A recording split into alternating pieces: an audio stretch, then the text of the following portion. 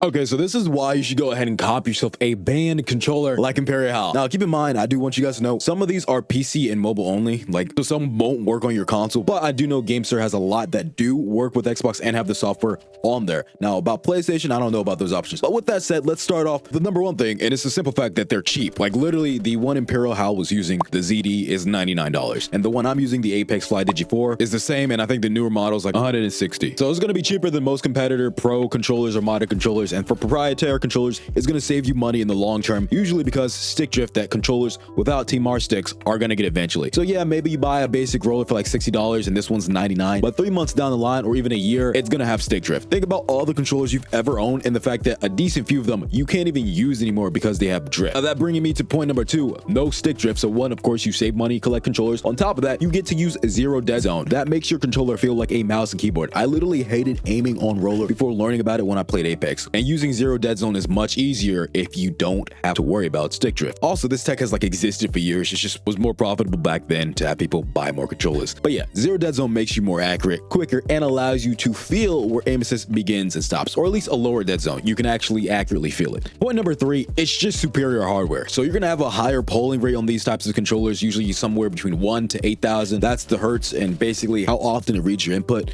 Base controllers usually have like 500 hertz, but the PlayStation Pro controller I do know can be overclocked to over like 8,000. But yeah, think about it like Wi-Fi signal connections. This is not how the actual hardware works, but think about it like that for your brain, right? The higher polling rate is going to read your inputs more accurately. The other thing is higher ms or millisecond. Response time or latency means it's going to register your inputs faster and it's going to have less delay. So imagine you click something and then it takes a second to register. Now, of course, it's not going to be that exaggerated, but yeah, the better your controller is in terms of its ms response time, the quicker it's going to register what you actually input. I guess think how fast your Wi-Fi is. Once again, this has nothing to do with those particular things. It's just a good way for you to mentally visualize it with something more familiar. Also, these controllers usually have gyro and you can customize them through phone apps or just having built-in software. Point number four, you have customizable hardware. So buttons, tension of the sticks, the length of the stick, so you don't have to go ahead and buy control freaks if you don't want. Tension of the triggers, you can change the face plates, and you just have also fast actuating remappable back buttons. Amazing, right? Now, point number five, customizable software. So yeah, once again, you have remappable buttons that can be mapped to anything,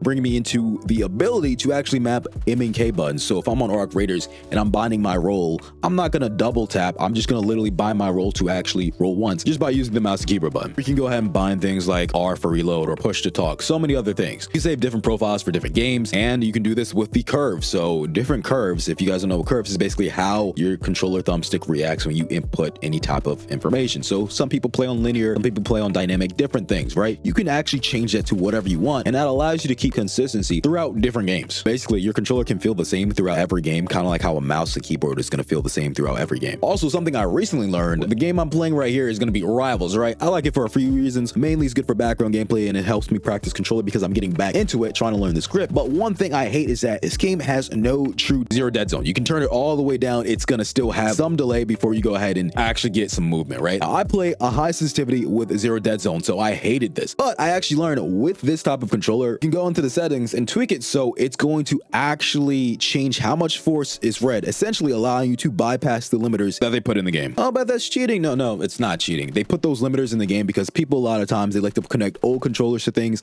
and they're going to think, oh snap, my controller is broken, I have stick drift. So instead of allowing people to go ahead and put actual zero dead zone, there's always some type of buffer. This just helps you get rid of it. It also happens for tons of ports for older games. So let's say you're playing something like BioShock and you have it on like a PC. It might have an issue where when you're trying to play it might be a giant dead zone, which can actually feel like delay. You have to push your stick all the way up to the top just to get any movement. And you can actually bypass this just by going ahead and messing with the curves and how much input is needed to actually get your crosshair to move. So yeah, lets you make older games way more playable, right? But essentially, you can completely customize how your controller responds to you and keep consistency across all games. Also, RGB. But yeah, as cool as the traditional options are, it just seems like a waste of money to me. I don't know.